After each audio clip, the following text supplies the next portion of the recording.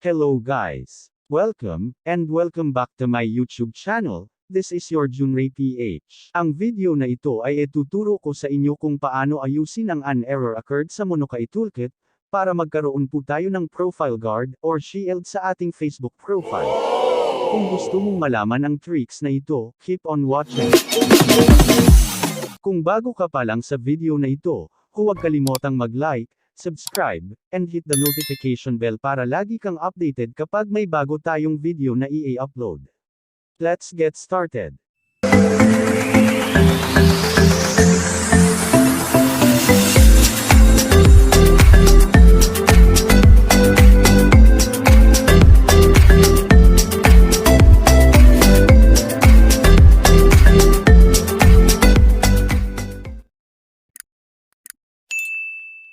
Sa ating unang video tutorial na kung paano mag-profile guard sa Facebook, maraming nagko-comment na hindi sila maka-Facebook profile guard, dahil nag-error access occurred ito kapag tino-turn on ang avatar guard sa Monokaitoolkit app.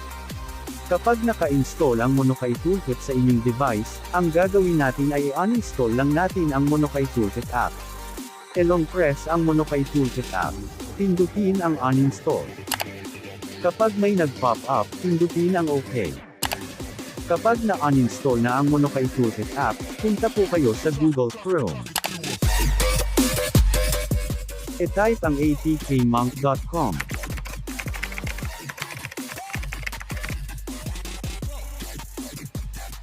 Dito sa search bar, i-type ang Monokaitoolkit.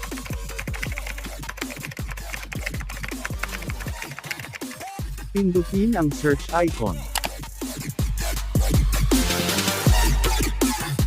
Pindutin ang Monokaitoolkit. Dito sa baba, pindutin ang check previous versions. Dito sa all versions, ang pipiliin lang po natin ay itong 14.0.2, na naka-updated noong April 22, 2022. Pindutin ang clicking here. Kapag may nag-pop up, pindutin ang download. Para makita po natin kung nagda-downloading ba ang ating gina-download, pindutin ang tatlong tuldok. Pindutin ang downloads. Ayan na guys, nag-downloading na ang Monokaitoolkit app.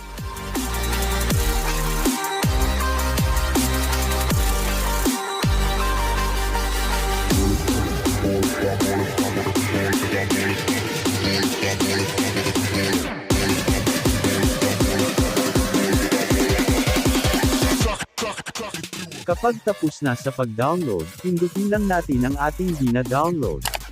Kapag may nag-pop up, pindutin ang install. Pindutin ang open.